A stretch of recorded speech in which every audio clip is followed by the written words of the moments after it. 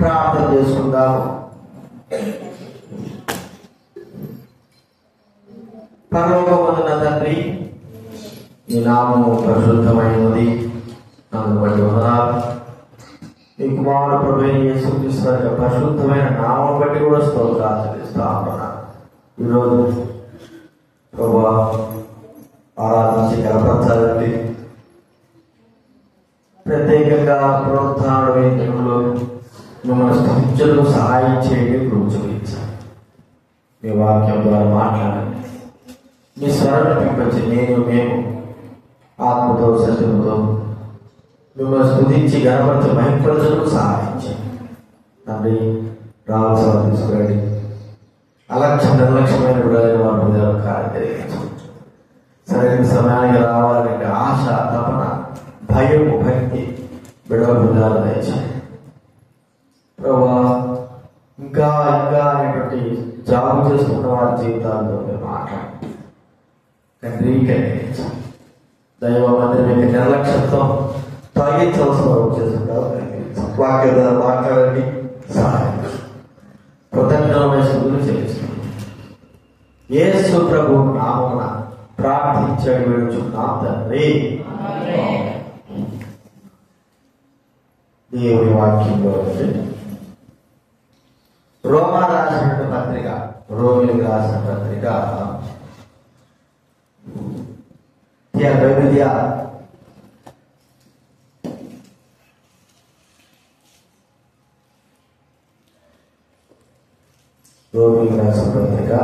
8వ అధ్యాయము 32వ వచనం మనం అందరం కలిసి చదువుకుందాం. రోమిలకు రాసిన పత్రిక 8:32 అందరం కూడా కలిసి చదువుదాం. ఉన్నవాళ్ళు తీయండి, చక్కగా గట్టిగా మనం చదువుకుందాం. తన సొంత కుమారుడు అనుగ్రహించుటకు వెనుక తీయక మన అందరి కొరకు ఆయన అప్పగించిన వాడు ఆయనతో పాటు సమస్తమును మనకెందుకు అనుగ్రహింపడు.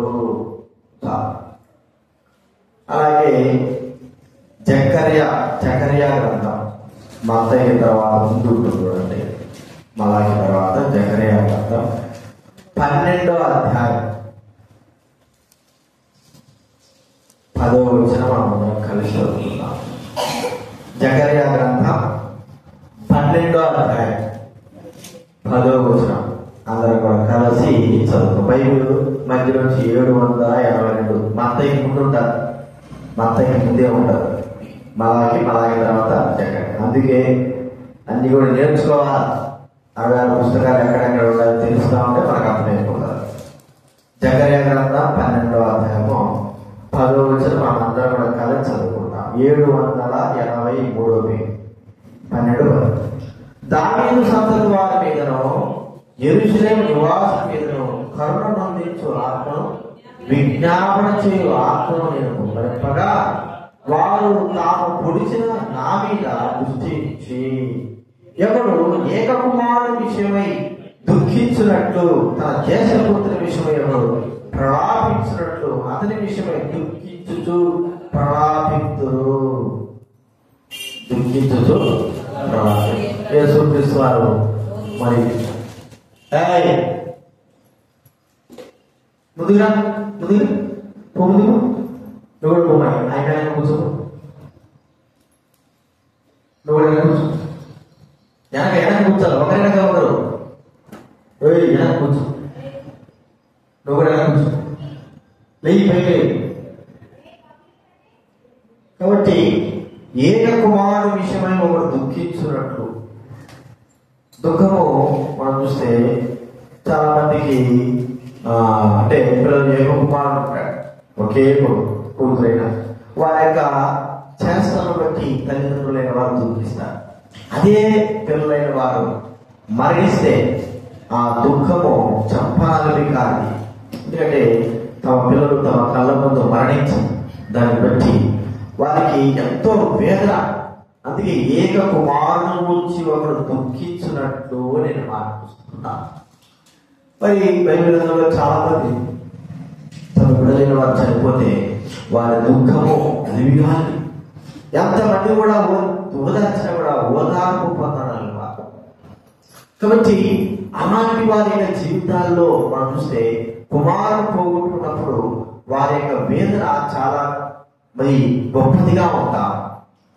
ఇక్కడ మనం చూసినాము మరి రోమపత్రికలో తన తండ్రి ప్రభువైన యేసుక్రీస్తు వారు పరలోక తండ్రి యేసుక్రీస్తు వారిని ఈ లోకంలో బలిగా అర్పణగా ఇచ్చేటప్పుడు ఆయన కూడా ఎంతో వేదన పొందినాడు అని మనకి ఇక్కడ కనబడతారు. కొంతమంది మనం చూద్దాము వారి యొక్క వేదన దేనిని బట్టి కలిగింది అంటే వారి యొక్క పిల్లల యొక్క మరణము దేనిని బట్టి, వారి దుఃఖము దేనిని బట్టి. మరి ప్రభువైన యేసుక్రీస్తు వారి యొక్క మరణం దేనిని బట్టి తండ్రికి సంతోషాన్ని కలిగించింది. పిల్లలు మరణిస్తే తల్లిదండ్రులు వారికి ఎప్పటి కూడా సంతోషం అనేది ఉండదు. వారు మంచిగా ఉండడమే ప్రాముఖ్యం. అలాంటిది మరి పరలోకపు తండ్రి తన కుమారుడు యేసుక్రీస్తు వారు చనిపోతా ఉంటే ఆయనకు దుఃఖం లేకపోతుందా అంటే ఆయన సంతోషించిన వాడుగా. ఎందుకంటే ఒక మాట చూడండి, యెషయా గ్రంథం 53వ అధ్యాయం బైబిల్ మధ్యలో నుంచి 615వ పేజీ. యెషయా గ్రంథం 53వ అధ్యాయము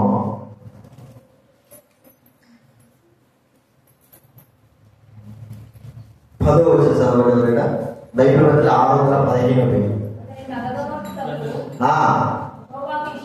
యెహోవాకు ఇష్టమైనట కదండి. యెహోవాకు ఇష్టమాయను ఎంత చక్కగా మాటది. ఒకరి నమ్మగొట్టడాలి ప్రభువైన యేసుక్రీస్తు వారిని మరి ప్రజల కొరకై, ఈ లోకంలో ఉన్న వారందరి కొరకై ప్రాణం అర్పించడానికి, ప్రాణత్యాగం చేయడానికి కొరకై తండ్రికి ఇష్టమై. మరి మన పిల్లలు కష్టపడితే చూడలేం, బాధపడితే చూడలేం. మరి వారు మరణిస్తే మన వల్ల కాదు. మనకు బాగా తెలుసు భూలోక సంబంధమైనటువంటి రక్తబంధము మరి అంతగా ప్రేమను చూపినప్పుడు మరి పరలోక సంబంధమైన పరమ తండ్రి యొక్క కుమారుడు ప్రభువైన యేసుక్రీస్తు వారు మరణిస్తే ఎంత గొప్ప వేదన ఉండాలి. కానీ వేదన ఇక మనం చూస్తామంటే కొంతమంది తమ బిడ్డలు పోగొట్టుకొని ఎంత వేదనతో ఉన్నారు. చూడండి, దేని నిమిత్తమై ఆది కాండము 37వ అధ్యాయం. ఆది కాండం 37వ అధ్యాయము 35, 36 చదవండి ఎవరైనా. అతని కుమారులందరూ బైబిల్ ముందు నుంచి 32 అతని కుమారులందరూ అతని కుమార్తెలందరూ అతనిని ఓదార్చుటకు వ్యక్తం చేసిరి. అతడు ఓదార్పు పొందనల్లగా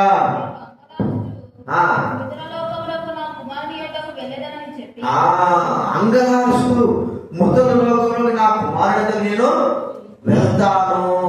ఎలాంటి చూడండి, అంత అంగలార్చుతా ఉంటాడు. యోసేపు చనిపోయినటువంటి వార్త తన అన్నదమ్ములు తీసుకొచ్చారు. నిజంగా దుష్టభోగం తను చీల్చివేసి ఉండొచ్చు. ప్రియమైన వాళ్ళ మరి తన కుమారుడు మరణించినాడు. మరి 10 మంది కుమారుడు 11 మంది ఉన్నారు కదా అంటే 11 మంది ఉన్నా ఒక కుమారుడు పోయినా కూడా ఆ పోయిన కుమారుడు ఎలాంటి వాడు? ప్రియమైనటువంటి కుమారుడు. అందరికంటే ఎక్కువగా యోసేపు ఎక్కువగా యాకోబు ప్రేమించిన వాడు. అలాంటి వాడు చనిపోయినాడు అనే వార్త వింటే ఎంతో వేదన. ఎందుకు చనిపోయాడు? దేని కొరకే చనిపోయాడు? దేని నిమిత్తమే చనిపోయాడు అని మనం చూస్తుంటే మనం బాగా తెలుసు. ఆ దినాల్లో తర్వాత బెన్యామీను కూడా యోసేపు బంధించేసినాడు. తన దగ్గర ఉంచుకుంటే యోసేపు అంటే బెన్యామీను పంపించకుండా యాకోబు ఆ భద్రపరుస్తా ఉంటే ఒక మాట చెప్పినాడు, మరి నేను పుత్రహీనుడై ఉంటే ఉంటానే. చూడండి, ఆదికాండం 43:14 చదవండి. 37 ఆదికాండం 43:14. ఆ మనుషుడు మీ ఇతర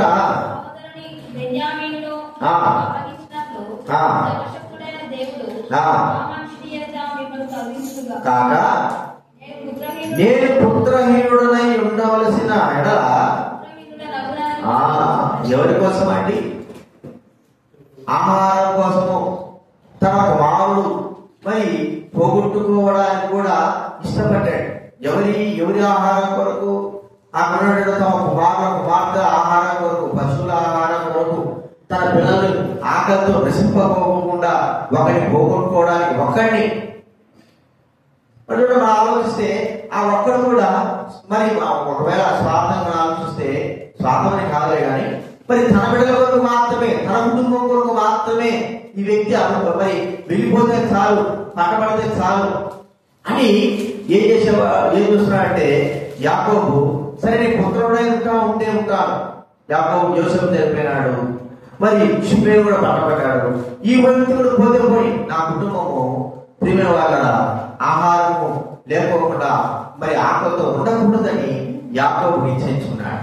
అదే యాకోబు మనం చూస్తే నీ బిడ్డలను కేవలం నీ కుటుంబం కొరకు మాత్రం నువ్వు ఇచ్చేసినావు, కానీ ఇతరుల యొక్క కుటుంబం కొరకు నీ బిడ్డలు ఇవ్వగలవా అంటే ఇస్తాడా?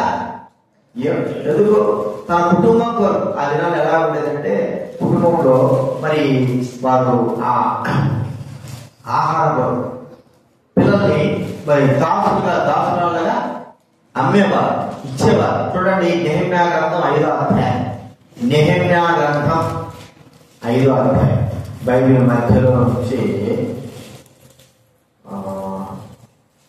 404వ పేజీ చదవండి. నెహెమ్యా గ్రంథం 5వ అధ్యాయం మొదటి నుంచి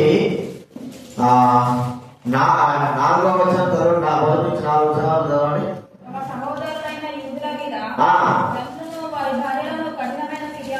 చేసి ఏదనగా కొందరు మేమును మా కుమారుడు అనేకులు తిరిగి బ్రతుకులకు ధాన్యం ఎంత తీసుకుందామండి. క్షామం ఉన్నందున మా భూములను కానీ కనుక మరికొందరు రాజుగారికి పన్ను చెల్లించుటకై అప్పు చేసి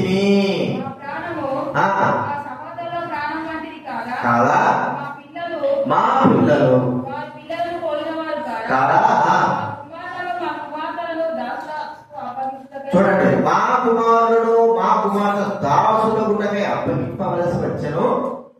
ఇప్పటికీ మా కుమార్తెలలో కొందరు దాసత్వంలో ఉన్నారు. ఏం చేసేవారు? అయ్యా భూములు ఉంటాయి, అయ్యా మా పాపని మీరు పని పెట్టుకోండి, అమ్మాయిని పనికి ఉపయోగించుకోండి, లేదా మా వాడిని బాధ్యతగా పెట్టుకోండి, మా కుటుంబము వీటి పని దొరుకుతుంది, అన్నం దొరుకుతుంది. రెండవదిగా వాటిని బట్టి కుటుంబంలో ఏం చేస్తారు? ఒక మూటలో 2 మూటలో ధాన్యము ఇచ్చేవారు. ఇచ్చేసి పిల్లల్ని ఈ యొక్క పెద్ద సాగుకారులు అనే వాళ్ళు ఏం చేసి ఏం కావాలండి? సాగుకారులు అనే వాళ్ళు ఏం చేసేవారంటే పిల్లల్ని దాసులుగా వాళ్ళ బర్రెలు వెళ్ళిపోవడానికి, ఇల్లు చూసుకోవడానికి వాటికి పెట్టుకునేవారు. వాళ్ళ తల్లిదండ్రులకి ఏం చేసేవారు? పిల్లల్ని ఇచ్చేసి తమ కుటుంబ పోషణ కొరకై వారిని దాసులుగా అమ్ముకునేవారు. అంటే ఎవరి కొరకు? వేరే వారి కొరకు ఏమన్నా పెడతారా? అలాగా వేరే కుటుంబం కొరకు తమ కుటుంబము ఆకలితో చనిపోకుండా ఉండడానికి వారి కుటుంబంలో ఒక దాసులుగా ఉండాలి. అది మనం గుర్తించాలి. మరి యాకోబు విషయంలో తన కుమారుడు చనిపోయాడు, రెండో వాడు కూడా తీసుకురామని ఒకవేళ వాడు చనిపోతాడేమో, చనిపోతే సరిపోని ఈ ఒక్కరు పోయినంత మాత్రాన 70 మంది ఉన్నారు, 60 మంది ఉన్నారు. వీరు ఒక్కరి వరకు 60 మంది ఆ దినాలను కరువును బట్టి ఆ దినాలను కరువును బట్టి మరి అందరూ కూడా భోజనానికి ఎంచాలా, సరే వీడు దాసుడుగా పోతే పని, ఉంటే ఉండని, చచ్చిపోతే చచ్చిపోయి అన్నట్లుగా తండ్రి పంపించాడు. ఎవరి కుటుంబం కొరకు? తన కుటుంబం కొరకు మాత్రమే, లోకంలో ఉన్న వారి కుటుంబాల కొరకు కాదు. అయితే మన ప్రభువైన యేసుక్రీస్తు వారు తన కుమారుడైన యేసుక్రీస్తు వారు ఈ లోకంలో బలిగా, అర్పణగా ఈ లోకం పంపించడానికి ఎవరి కొరకు పంపించాడు చెప్పండి? ఎవరి కొరకు? మన కొరకే. ఒక కుటుంబం కొరక, ఒక దేశం కొరక, ఒక ప్రజల కొరక, లేకపోతే ఒక వేరే ఎవరైనా ఈ దేశం కొరక, సకల ప్రజలందరి కొరకు, స్వార్థం లేకోకుండా అందరి కొరకు యేసుక్రీస్తు వారిని మరి దాసుడుగా మన బాధ చేసుకోమన్నాడు. నేను దాసత్వము దాసత్వం చేయించుకోవడానికి రాలేదు, అనేక ప్రైజ్గా విమోచన క్రయముగా నా ప్రాణం అర్పించడానికి వచ్చే అందరి కొరకు. చూడండి, ప్రభువైన తండ్రి దేవుడు అందరి యొక్క మరణము పొందకోకుండా ఒక్క వ్యక్తి అయిన తన కుమారుడు పంపి అందరినీ విడుదల, విమోచన కలగజేశాడు. ఆ వ్యక్తి మరణిస్తేనే మనకందరికి ఏం జరిగింది? విమోచన, విడుదల అనేది మనము చూస్తా ఉంటున్నాం. మరి యాకోబు తన కుటుంబం కొరకు మాత్రమే, బెన్యామీను కావచ్చు, లేదా యోసేపు కావచ్చు, ఇలా తన కుటుంబం కొరకు మాత్రమే తన కుమారుడు కోల్పోయినా కూడా బాధ అనుభవించాడు. అయితే వేరే వారి కొరకు తన బాధ అనుభవిస్తాడా? జశ్వంతు నువ్వు బయట, నేను బయట చెప్తాను, ముందు కూర్చోండి, నువ్వు కూడా కోసం. కాబట్టి మనం ఆలోచిస్తా ఉంటే ఒక్కరి కొరకు, ఒక్క వ్యక్తి కొరకు తన కుటుంబం అంతా కూడా కరువుతో ఉండకూడదని యాకోబు తన కుమారుడు పోవాలని ఇష్టపడ్డాడు. తన కుమారుడు పైన వేదనలో ఉన్నాడు. అయితే ఇతరుల కొరకు తన కుటుంబాన్ని బలిగా ఇవ్వడానికి ఇష్టపడాడు, ఏ కుటుంబమైనా సరే. అయితే ప్రభువైన తండ్రి దేవుడు, పరలోకపు తండ్రి మన కొరకై, మనందరి కొరకై, మనందరి ప్రాణ నిమిత్తమై ఆ పరలోకపు తండ్రి తన కుమారుడైన యేసుక్రీస్తు వారిని అర్పించడానికి ఈ లోకంలో ఇష్టపడ్డాడు. ఒక మాత్రం కాదు, అందరి కొరకు ఆయన తన కుమారుడిని ఈ లోకంలో సేవ చేయించడానికి ఇష్టపడ్డాడు, పంపించాడు. అందరికీ సేవ.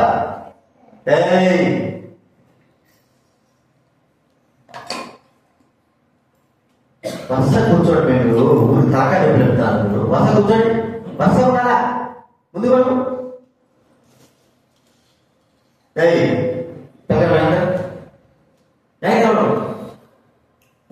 జరుగుతుందా మాట్లాడాలని మీ ముందు చెప్తాను. ఇక్కడ వస్తుందా? ఇదే ఫస్ట్ నేను చెప్పింది. కాబట్టి మనం ఆలోచిస్తా ఉంటే ప్రభువైన దేవుడు అందరికీ కొరకై, ఆయన సేవ చేయడానికి కొరకై, అందరికీ రక్షణ కొరకై, అందరి విడుదల, విమోచన కొరకై, అందరూ కూడా బ్రతకడానికి కొరకై, అందరికీ జీవించడానికి కొరకై యేసుక్రీస్తు వారు ఈ లోకంలోకి మరి పంపబడినాడని మనం చూస్తాం. మనకు బదులుగా ఇది మొట్టమొదటి చూస్తుంటున్నాం. యాకోబు తన కుమారుడు కోల్పోవడానికి ఇష్టపడ్డాడు. దేని కొరకు? తన కుటుంబం ఆకలితో ఉండకోకుండా వారు ఉండాలి. ఒకరు పోగొట్టుకుంటే సరిపోతుంది, ఎట్టా ఒకరు పోయినాడు, ఇంకోటి పోతే ఏమైంది, ఒకవేళ ఆ కరువులో అందరూ పోతే కష్టం కదా, చిన్నవాడు పోతే అనుకున్నాడేమో. ప్రియమైన వాళ్ళ అదే యొక్క ఆలోచన, అదే యొక్క స్థితి ఇతరుల యొక్క కుటుంబాల పైన ఉండదు, తన కుటుంబం పైన మాత్రమే. అయితే ప్రభువైన దేవుడు అందరి కుటుంబాల కొరకై తన కుమారుని లోకంలో బలిగా ఇవ్వడానికి ఇష్టపడ్డాడు అని మనం చూస్తాం. యూదుల కొరకేనా యేసుక్రీస్తు వచ్చింది? ఇశ్రాయేలు కొరకేనా? కాదు. ఎవరి కొరకు? అందరి కొరకు ఆయన లోకంలోకి వచ్చింది. ఇది మొట్టమొదటి మనం చూస్తున్నాం.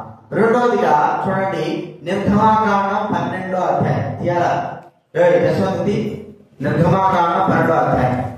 బైబిల్ ముందు భాగం వస్తే 54వ వచనం, 54వ పేజీ. బైబిల్ ముందు నుంచి 54 వెళ్ళిపోవాలి. బైబిల్ ముందంటే 54. ఆదికాండం 12వ అధ్యాయం 29వ వచనం ఇస్తామంటారా? 29:30. నిర్గమాకాండం, క్షమించండి, నిర్గమాకాండం 12:29-30. సింహాసనం మీద కూర్చున్న ఫరో మొదలుకొని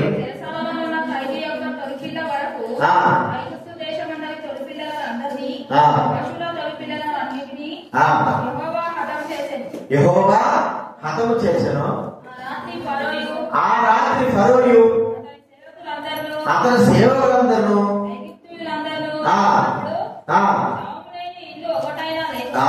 శవం లేని ఒకటే లేకపోయినందున శవం లేని ఇల్లు ఒకటి కూడా మన బాగా తెలుసు. ఐగుప్తు దేశంలో ఇశ్రాయేలు వచ్చే సమయానికి మరి తొలిచూలి పిల్ల చనిపోవడం, చెప్పుకోవాలి మనం చదువుకుంటున్నాం కదా.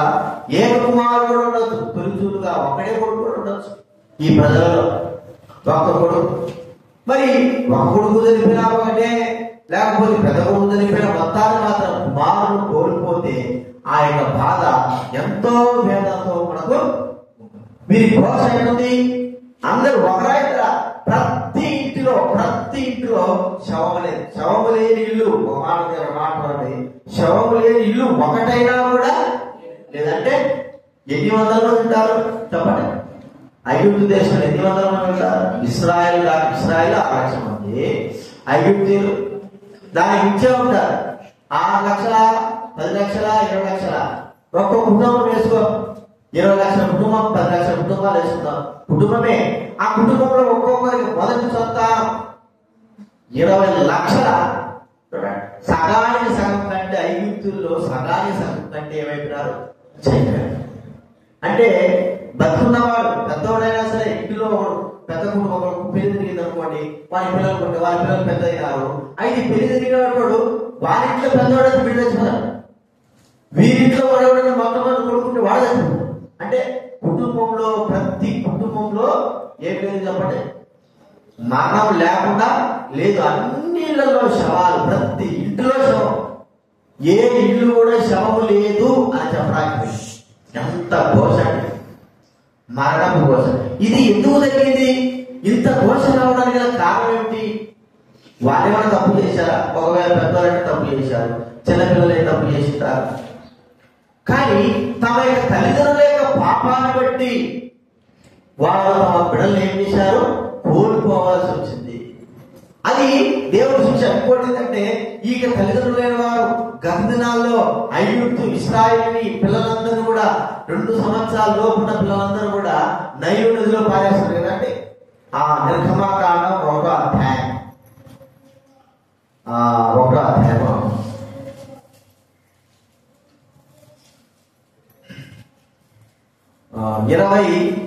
వచనం, 22వ వచనం నిర్గమాకాండం 1:22. అయితే ఫరో హెబ్రీయులలో పుట్టిన ప్రతి కుమారుని నదిలో పారవేడి, ప్రతి కుమార్తెను బ్రతకనీయుడి అని తన జనందరికీ ఆజ్ఞాపించారు. నదిలో పారా. ఎవరెవరైతే కొడుకులు పుట్టారో అందరూ కూడా కాదు, అందరూ మరి కుమార్తెలు పుట్టితే బ్రతకాలి. పారేస్తుంటారు, ఖచ్చితంగా పారేస్తుంటారు, పారేసుకుంటుంటారు. 2 సంవత్సరాలు ఉన్న పిల్లలందరూ కూడా పారేస్తున్నారు. కాబట్టి మోషే తన తల్లి ఏం చేసినట్టు మోషేను దాచిపెట్టింది. అంటే అంతకుముందు ఎంతో మంది 2 సంవత్సరాల కంటే పై వయసు ఉన్నవారు బతికిపోయారు, 2 సంవత్సరాల కంటే కింద వయసు ఉన్నవారు ఎంత మంది పిల్లలు చచ్చిపోయారు. అందరినీ కూడా పారవేశారు. అయితే మోషే ఒక్కడే ఎటో ఒకటి తప్పించుకొని దేవుడు తను తప్పించి బ్రతికించాడు. మరి ఎంత గుర్తుపెట్టుకున్నాడు ప్రభుని దేవుడు గుర్తుపెట్టుకొని ఆ దినాల్లో మొదటి సంతానం ఎవరైతే ఉన్నారో వాళ్ళందరూ కూడా మరి సంహరించేసినాడని మనం చూస్తాం. పాపములను బట్టి మన విషయం గమనిస్తే, మన పాపాలను బట్టి మన కుటుంబంలో మనమే కాదు, మన కుటుంబంలో అందరూ కూడా ఏం కావాలా? దీన్ని బట్టి చూస్తే అందరి యొక్క శవాలు ఉండాలి, అందరి యొక్క మరణాలు ఉండాలి. మన ఒక్కరే కాదు, పాపము అందరికి పాపమే కాబట్టి అందరూ మరణాలు ఉండాలి. అయితే అక్కడ మనం చూస్తా ఉంటే ఏ రకమైతే ఆ కుటుంబంలో ఒక శవమే లేచిందేమో కానీ మన విషయంలో, మన కుటుంబాల విషయంలో అందరూ కూడా చనిపోవాలి. కానీ అందరూ చనిపోవడం మనకి ఎంత మాత్రమో విషయం బైబిల్ గ్రంథంలో ఉంది. అందరూ రక్షింపబడాలి, అందరూ మానవసు పొందాలా, అందరినీ కూడా ఒకే గాలి అంటే ఒకే దాని కింద ఆయన రక్తం కింద ఎవరైతే వస్తారో అందరూ కూడా బ్రతికిపోతారు. ఒక వ్యక్తినా పాపం చేసిన వాడేనా? మరి పాపం చేసిన నా కుటుంబం ఒకటేనా? నా కుటుంబంలో నేను ఒకటేనా? అందరూ కూడా నా కుటుంబంలో నేనే కాదు కానీ అందరూ కూడా ఏం కావాలా? ఆ రక్తం క్రిందికి యేసుక్రీస్తు వారి యొక్క రక్తం ద్వారా ఒక్క వ్యక్తి సంహరింపబడడం కాదు కానీ మనం అందరం సంహరింపబడాలి. ఆ రక్తం ద్వారా మనకు అందరికి విడుదల విమోచన కలిగింది. అందుకే అంటాడు, నువ్వు ప్రభు చేసిన విశ్వాసంతో అప్పుడు నీవు నీ ఇంటి వారు కూడా రక్షణ పొందుతారు. కాబట్టి ప్రియమైన వాళ్ళని గుర్తిద్దాము. ఐగుప్తులు చేసిన పాపమును బట్టి ఆ కుటుంబంలో ఏ పాపమేది చేశారు ఒక్కొక్కరే చంపేశారు. కాబట్టి ఆ ఒక్కొక్కరినే దేవుడు మొదటి సంతానం చంపేశాడు. ఎంతో ఘోష ఉంది, వారి ఘోష చెప్పడానికి వీల్లేదు.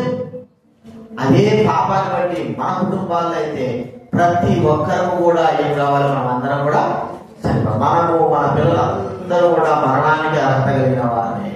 కానీ ప్రభువైన దేవుడు మనందరూ రక్షించడానికి కొరకే, అందరూ బ్రతకడానికి కొరకే ఒక్క వ్యక్తి సరిపోతే చాలు. చూడండి, యోహాను సువార్తలో మనం చూస్తే 11వ అధ్యాయం, యోహాను సువార్తలో చూడండి,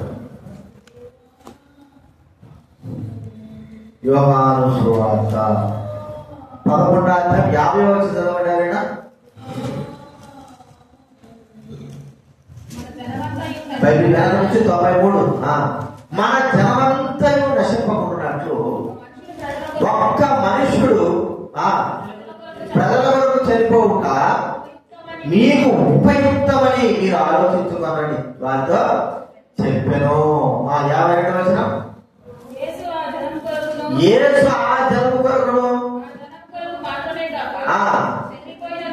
చెదిరిపోయిన దేవుని పిల్లలందరూ ఏకంగా సమకూర్చుకుంటాను చావనై ఉన్నాడని చెప్తారు. ఏమని చెప్పండి? ఒక ఆచరణ కొరకే కాదు, చెదిరిపోయిన దేవుని పిల్లలు ఏకంగా కూర్చుకోవడానికి కొరకే, అందరూ రక్షింపబడడానికి కొరకే, సకల ప్రజలందరూ రక్షింపబడడానికి కొరకే యేసు ప్రభువారు మరణించుంటున్నారు. ప్రియమైన వారు, ఐగుప్తుల ఘోష ఎంతో గొప్పది. వారు తమ పితరులైన వారు చేసిన తప్పును బట్టి పిల్లలు కానీ పెద్దలు కానీ యవనస్తులు కానీ మొదటి సంతానం అంతా కూడా చచ్చిపోయినారు. ఆ కుటుంబంలో అందరిలో ఘోష వేదన ఉంది. కారణము తమ పితరుల యొక్క పాపాన్ని బట్టి.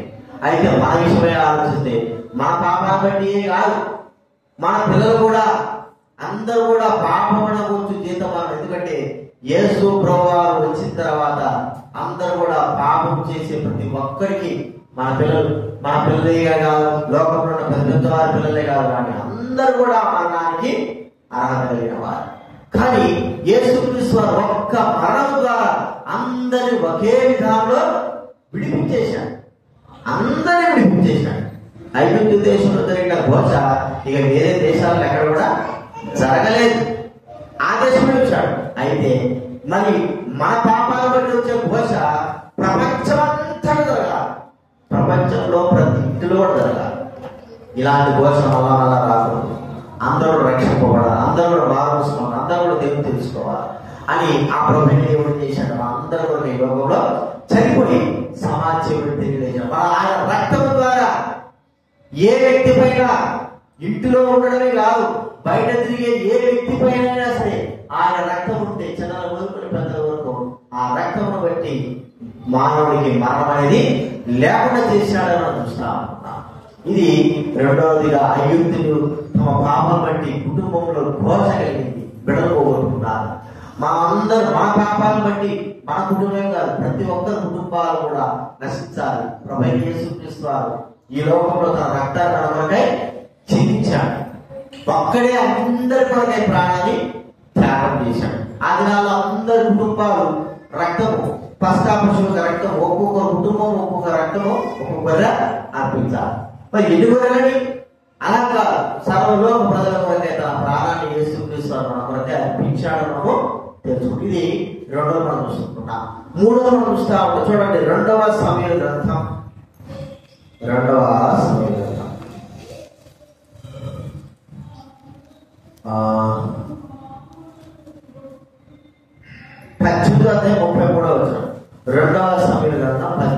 1849 18వ అధ్యాయము 33వ వచనం.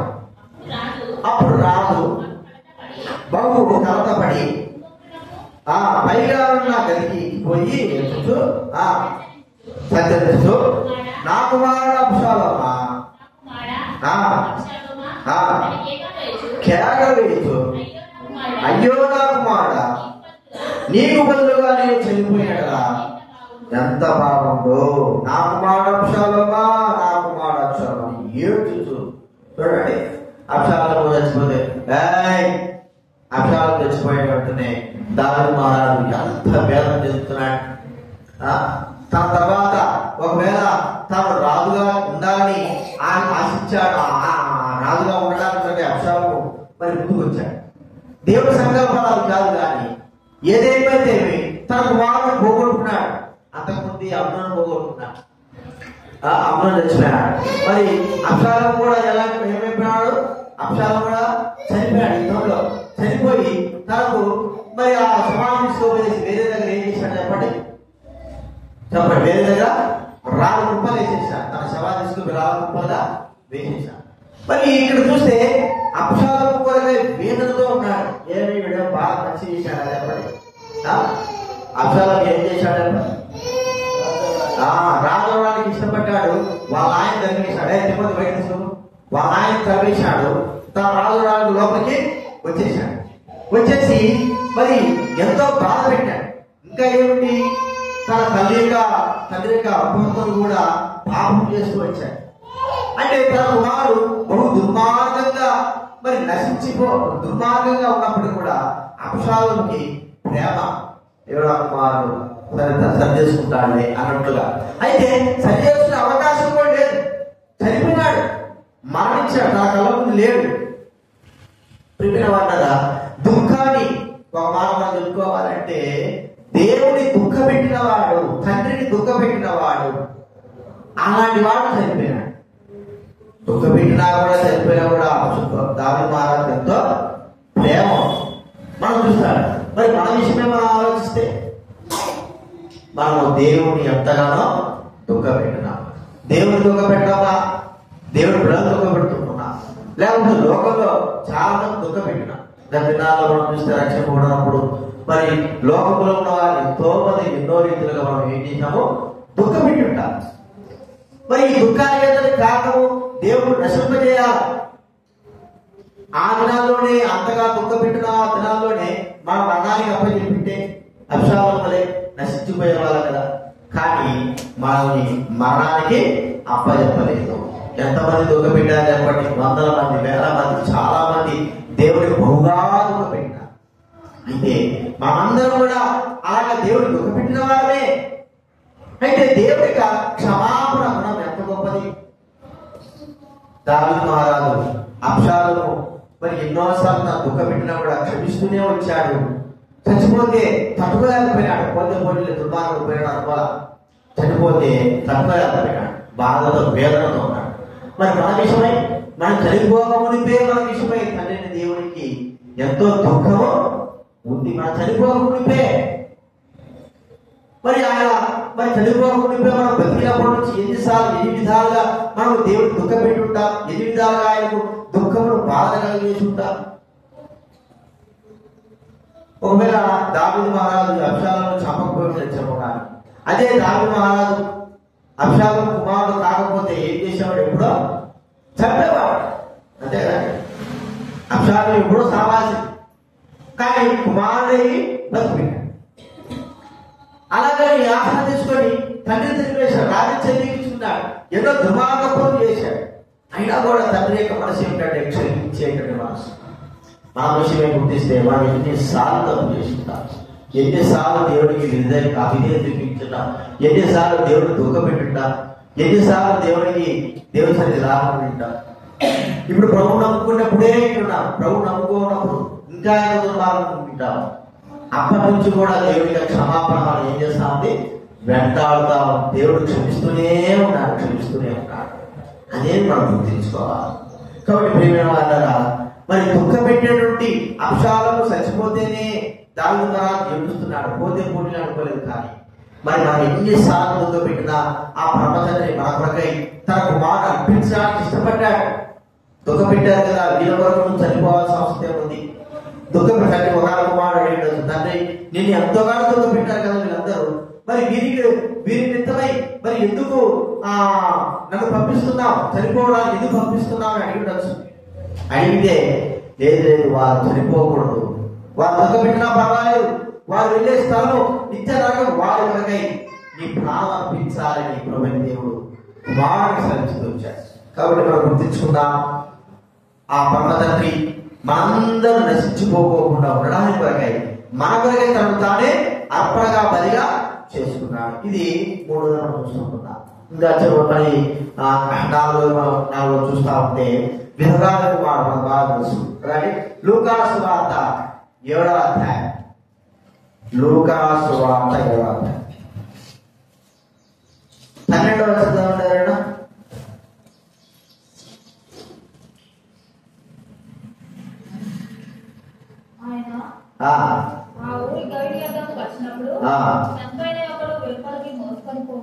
ఉంటారా? అతని తల్లికి అతడు ఒక్కడే కుమారుడు, ఆమె విధవరాలు. ఆ ఊరి జనులు అనేకులు ఆమెతో కూడా ఉంది. ప్రభు ఆమెను చూసి కనికరపడి చెప్పినాడు, ఒక్కడే కొడుకు కదా, విధవరా భర్త లేడు. ఆ ఒక్కడు కూడా ఏమైపోయినాడు, తీసుకోబోతున్నారు. ఇక ఏం లేదు, ఆమెకు జీవనాధారం కానీ ఆమెకు ఆశలు కానీ ఏం లేవు. ఇక తన కుమారుడు చనిపోయాడు, ఎన్నో ఆశలు పెట్టుకుంటే ఆ ఆశలు కూడా వినాయి. తన కుమారుడు చనిపోతే ఏమి చేయని నిస్సాస్థితిలో ఉందా, వెళ్తా ఉంటే దుఃఖంతో ఉంటా. యేసుక్రీస్తు వచ్చాడు, ఏడవద్దు నువ్వు అని చెప్పి తన కుమారుని బ్రతికించాడు. ఒకవేళ యేసుక్రీస్తు వారు ఆ సమయంలో లేకపోయి ఉంటే ఆమె కుమారుడు సమాధిలోకి వెళ్ళేవాడే. సమాధిలోకి వెళ్ళేవాడు. సమాధిలోకి వెళ్ళిన తర్వాత 4 గంటలు ఒకవేళ యేసుక్రీస్తు లేకపోతే ఆమెకు ఆశలు కాదు కదా, ఏమి ఉండేది కాదు. నా కుమారుడు బ్రతుకుతాడు అంటే ఆశ ఆమె ఎంత మాత్రమో ఉండదు. ఎప్పుడైతే యేసుక్రీస్తు వచ్చాడో ప్రియమైన వారలారా, తన కుమారుడు బ్రతికించాడు. ఆమె కుటుంబం, ఆమె జీవితంలో మళ్ళీ తిరిగి ఆశ. నాకు బాగా తెలుసు, చెట్టు పొద్దుతుంది అనుకోండి, చెట్టు పొద్దున బాగా కొట్టేస్తారు, కింద కూడా కొట్టేస్తారు కదా, కింద కొట్టేస్తారు. పోయింది చెట్టు ఎండిపోయింది, అంతా తీసేసాం. కానీ నీటి వాసన తగలంగానే ఏమంతా చెప్పండి, మళ్ళీ అది ఎగిరేస్తాం, మళ్ళీ ఎగిరేస్తాం. నీటి వాసన తగలంగానే మరి ఆ నీటి వరకు ప్రభువైన దేవుడు ఆమె జీవితంలో ఎండిపోయిందిరా నాయన, జీవితం అంతా అయిపోయిందిరా కదా. మారా నయోమి గురించి మనం చూస్తా ఉంటే భర్త చనిపోయినాడు, పిల్లలు చచ్చిపోయినాడు. ఆమె అంటా ఉంది, నన్ను దేవుడు నన్ను బహుగా బాధ పెట్టినాడు, నా జీవితమే చేదైపోయింది, నా జీవితం అంతా కూడా చేదులాగా మార్చబడింది అని అంట.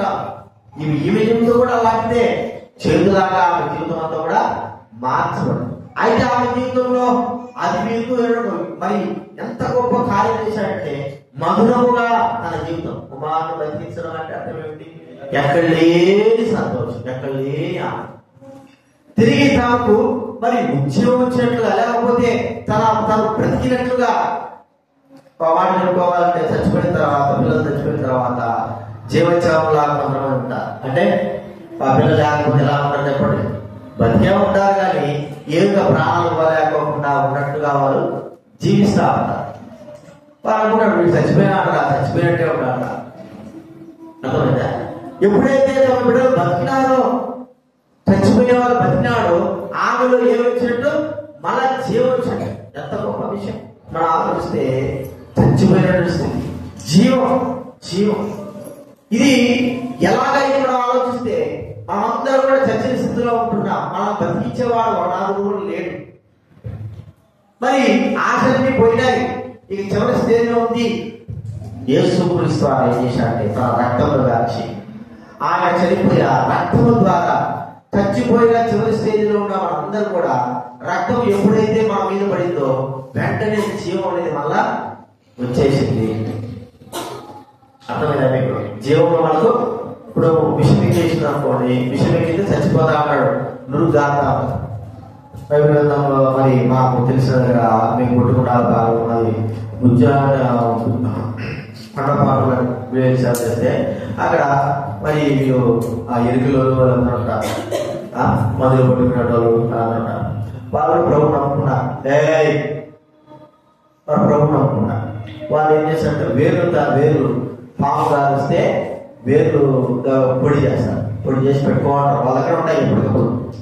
ఎలాంటి పామైనా సరే కాసని వెంటనే తీసుకోకపోతే వాళ్ళ దగ్గర బతికిచ్చేస్తారు. ఒకసారి రావుపాము కలిసినట్టు ఒక ఇంకా గురు కాలిపోతా ఉంది, ఇక చచ్చిపోతాడు. ఆయన తీసుకోపోయా కలిసిన వెంటనే తీసుకురాడా, ఒక టైం పట్టింది, ఒక 5 నిమిషాలు 10 నిమిషాలు తీసుకొచ్చేసాడు. మీరు అన్నారు మా చేతులు లేదు, కానీ మాత్రం మేమైతే దేవుడైతే బతికించాలని నోరు తెలిసి ఆ పొడి ఉంటుంది చెంచాతో లోపలికి వేసేసాను. ఎప్పుడైతే లోపల పోయిందో ఆ పొడి వీడు పక్కన ప్రారంభించాడు. వెంటనే ఆ పొడి ఎంత చేదుంటుందంటే భయంకరమైన చేదు ఉంటుంది, అంత చేదుంటుంది. ఆ చేదుకు ఈ విషయం అయిపోతుంది, ఇరిగిపోతుంది. బతికాడట వల్ల చచ్చిపోతాడనుకున్నవాడు ఏం చేశాడు? శివకుమారి చచ్చిపోతాడనుకున్నవాడు బతికాడు. చాలా ఉన్నాయి అలాంటి. ఆ పొడి దాన్ని ఎప్పుడైతే నోట్లో వేసేస్తారో నోరు కూడా తెరవలేని పరిస్థితి ఉంటుంది కదా, నోరు తెరవడం శంషాలు పెట్టి లోపల వేసేస్తారు. పోగానే ఆ పొడి వెంటనే పనిచేస్తుంది. అంత చేదు నరాల్లో ఎక్కడెక్కడైతే ఆ విషం పోయింది అంతా కూడా పోయింది. అది మనకు తెలుసు, పాము కలిసిన తేలి కలిసిన హాస్పిటల్ పోతే ఇంజక్షన్ ఇస్తారు, యాంటీబయాటిక్ ఇంజక్షన్ ఉంటారు మనకు తెలుస్తుంది. అది వేసేస్తే వచ్చిన తర్వాత మనం ఏమంటాం వల్ల బాగా అంటే చచ్చిపోయినటువంటి మనకు ఆశ లేవు అన్న స్థితిలో ఉన్న వాళ్ళని ప్రభు యేసుక్రీస్తు వారు తన మరణము ద్వారా రక్షించాడు. చచ్చిపోయినాక అయిపోయింది నా పని అన్నప్పుడు ఆయన తన మరణము ద్వారా మనందరూ కూడా జీవితులుగా చేసినాడు. మనం గుర్తిస్తున్నాం ఒకరినే ఇద్దరినే. ఆయన రక్తం ద్వారా అందరినీ, లోకంలో ఉన్న ప్రతి ఒక్కరిని కూడా చచ్చిపోతున్న మానవుడికి ఆయన రక్తము బిందువు జీవాన్ని మానవుడికి కలగజేసింది. కాబట్టి ఇక ఈ వివాహ కుమారుడు చనిపోయినప్పుడు ఆమె అంతా అయిపోయింది, నా పని కూడా అయిపోయింది, నేను ఎందుకు చెడులాంటి దాన్ని, నా జీవితం కూడా అయిపోయింది, జీవోత్సవంగా ఉంటే యేసుక్రీస్తు వారు వచ్చి ఆ కుమారుడు బతికిస్తే ఆయనకు మళ్ళా ఏమొచ్చాడు చెప్పండి? చచ్చినాను కదా, బతికినాను, ఇంకా చచ్చిపో నాకు అవసరం లేదు అన్నట్టుగా. అలాగే ప్రభు యేసుక్రీస్తు వారే కదా. యేసుక్రీస్తు వారు మరి తండ్రి దేవుడు తన కుమారుడిలో కూడా అర్పించడానికి గల కారణం కూడా అలాంటిదే. ఆయన చనిపోయినాడు, చనిపోయిన తర్వాత అందరూ కూడా జీవితులుగా చేశాడు. ఆయన రక్తము బొట్టు పడితే చాలు, రక్తము మనిషి పైన బొట్టు పడితే చాలు, విషమైనటువంటి పాప సమానం సాధారణ పాపం అంతా కూడా పీల్చివేసేసేదిగా, అంతా కూడా కడిగి పవిత్రపరిచేదిగా చూస్తాము. ఇది ప్రభువైన దేవుడు తన కుమారుని మరణానికి అప్పగించాడు. ఎందుకు సంతోషిస్తున్నాడు తండ్రి? వీళ్ళందరూ కూడా నలుగురు కూడా కుమారుడు చచ్చిపోతే వేదన పొందినారు కదా, మరి తండ్రి ఎందుకు ఇష్టమైందంటే ఆ కుమారుని మరణము ఇంతమందిని బతికిస్తాము, ఆ కుమారుని రక్తము ఇంతమందికి జీవాన్ని ఇస్తాము.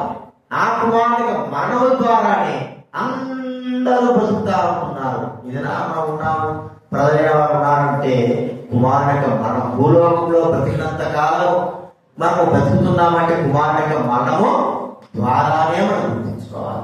కాబట్టి యేసుక్రీస్తు వారి మరణం మనకు అందరికీ ఏం చేసింది? తన సొంత కుమారుడు కూడా ఇవ్వడానికి వెలుదీయలేదు ప్రభువైన దేవుడు. ఆ మాట చదువుకున్న ఆరాధనలో ప్రవేశిద్దాం. రోమీయులకు రాసిన పత్రిక 8వ అధ్యాయం 32వ వచనం చదువుకుందాం. రోమీయులకు రాసిన పత్రిక 7వ అధ్యాయం 32వ వచనం అందరూ చదువుకుందాం. బైబిల్ నుంచి 139వ పేజీ అందరూ చదువు. తన సొంత కుమారుని అనుగ్రహించుటకు వెనుక తీయక మన అందరి కొరకు ఆయన అప్పగించిన వాడు ఆయనతో పాటు సమస్తము మనకెందుకు అనుగ్రహింపడు. అందరికి అనుగ్రహించాడు, అందరి కొరకై కుమారుడు అర్పించాడు. అందరి నిమిత్తమై ఆ ప్రభువులకు తండ్రి యొక్క ఆశీర్వాదాన్ని కూడా మనకు అనుగ్రహించింది. ఇది కుమారుని యొక్క మరణం. అందరి కుమారుని మరణం వారి కుటుంబానికి ఏం కలగజేసింది కాబట్టి దుఃఖాన్ని కలగజేసింది. యాకోబులో కుటుంబంలో మరణం, ఐగుప్తు దేశంలో ప్రతి కుటుంబంలో దుఃఖము, ఇంకా అయినప్పటి దావీదు కుటుంబంలో దావీదుకు దుఃఖము, ఇంకా చివరి కూడా విధవరాలి కుటుంబంలో దుఃఖము. అంటే మరణము అందరి కుటుంబాల్లో ఏం కలగజేసింది? దుఃఖం కలగజేసింది. అయితే కుమారుడైన యేసుక్రీస్తు వారి యొక్క మరణము తండ్రికి సంతోషాన్ని కలిగించింది, మన జీవితానికి వెలుగును తీసుకొచ్చింది. దానిని బట్టి మనం ప్రభువును ఆరాధించాలి. ఆయన మనందరిలోకి నలగొట్టడానికి తండ్రికి ఇష్టమైంది, కుమారుని నిలబొట్టడానికి ఇష్టమైందంటే ఆ కుమారుడిగా మనమే నాకు జీవనం అనుగ్రహిస్తుంది కాబట్టి ఆయన ఇష్టపడ్డాడు అనే మనం గుర్తించు విషయాలు జ్ఞాపకం ఆరాధనలో ప్రవేశిద్దాం. లేచినప్పుడు మనం పాల్గొనాలి.